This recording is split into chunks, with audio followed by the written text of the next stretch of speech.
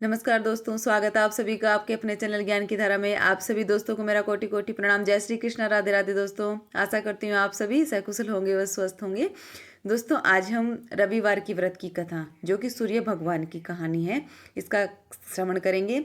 यह एक पौराणिक कथा है, जो एक ब्राह्मण व ब्राह्मणी की कथा है। दोस्तों बाकी की सभी वार की कथा का लिंक आपको डिस्क्रिप्शन में मिल जाएगा, या फिर आप चैनल की प्लेलिस्ट में जा करके भी देख सकते हो। चलिए दोस्तों, आज की कथा हम शुरू करते हैं। सूरज भगवान की कथा।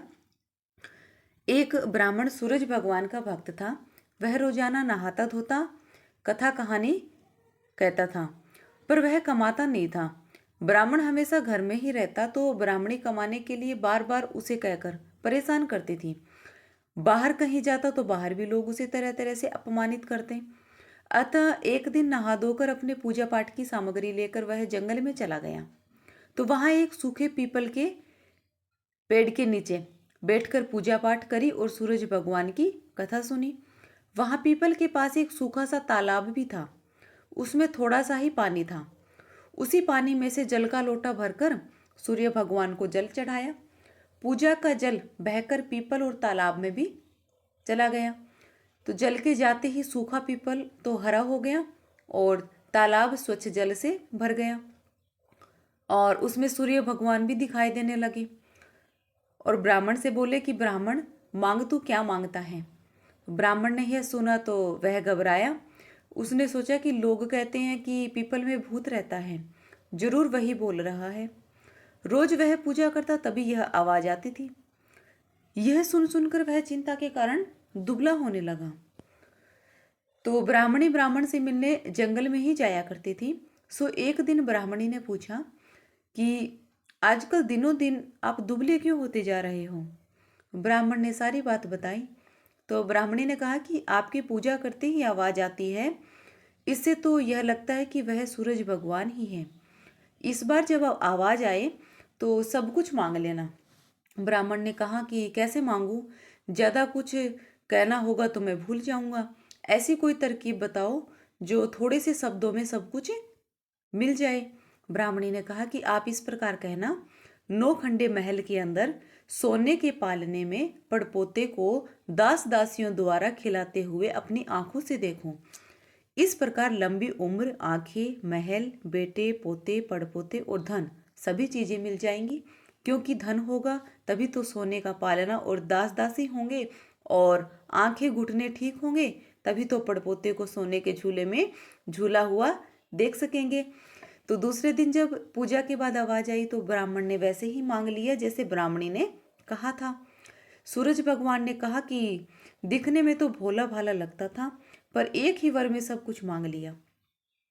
तो सूरज भगवान ने कहा कि जा, तेरे इतना ही हो जाएगा।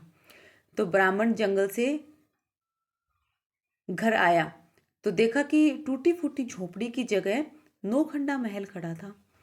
दास दासी आ जा रहे थे। ब्राह्मण ने एक दासी को रोककर पूछा, अरे यहाँ पर मेरी टूटी सी झोपड़ी थी और बूढ़ी सी ब्राह्मणी थी, वह कहाँ गई। तभी उसी समय महल की खिड़की से एक सुंदर औरत दासियों के साथ सुंदर कपड़े पहने व हीरे मोती के गहनों से सजी हुई ब्राह्मण को आवाज लगाई कि आ जाओ, यह अपना ही घर है। तो सूर्य भगवान की कृपा से यह सब कुछ हुआ है। ब्राह्मण ने कहा, धन से क्या नहीं होता, दान पुण्य यज्ञ हवन करेंगे। फिर उन्होंने सभी को जिमाया, पान देकर न्योता दिया और फूल देकर बुलाया। सब ब्राह्मणों को जिमाकर सोने का टका दक्षिणा में दिया। सभी लोग राजा के बदले ब्राह्मण की जय जयकार करने लगे। तो चुगलखोरों ने जाकर राजा से चुगली कर दी कि राजा जी, आपके बदले लोग ब्राह्मण की जय जयकार बोल रहे हैं। तो राजा ने ब्राह्मण को बुलाया और पूछा कि कल तक तो तेरे खाने को भी घाटा था, और आज इतना धन कहाँ से हो गया कि लोग मेरे को भूलकर तेरी जय जयकार बोल रहे हैं। बता कैसे हुआ इतना धन, कहाँ से चोरी करके लाया है। तो ब्राह्मण ने कहा कि मुझे तो सूर्य भगवान टूटे हैं। राजा ने कहा कि मेरे पुत्र नहीं है, सो मुझे क्या करना चाहिए बता। ब्राह्मण ने राजा को सूर्य भगवान की पूजा की संपूर्ण विधि बताई और राजा ने वैसा ही किया, तो उनके पुत्र हो गया। तब सब लोग सूर्य भगवान की जय बोलने लगे। हे सूर्य भगवान, जैसी ब्राह्मण की और राजा की मनसा पूरी करी, वैसी सभी की इच्छा मनसा पूरी करना। कहानी कहने वाले, सुनने वाले और हुंकार देने वाले सबकी मनसा पूरी करना। जय सूर्यदेव।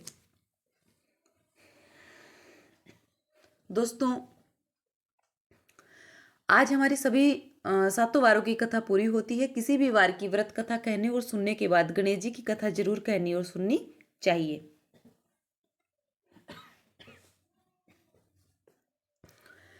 तो दोस्तों, यह थी सूरज भगवान की रविवार की व्रत की कथा। आपको यह कथा कैसी लगी? अगर आपको यह कथा अच्छी लगी हो तो इसे एक लाइक व अपने परिवार में भी अन्य सदस्यों व लोगों को शेयर जरूर करें, ताकि वह भी इस कथा को सुनकर इसका पुण्य लाभ प्राप्त कर सके।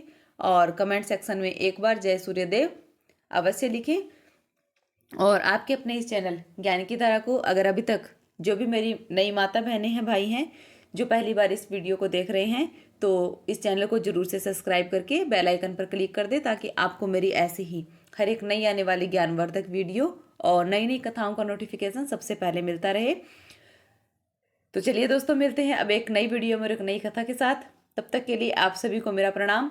जय श्री कृष्णा। राधे राधे दोस्तों।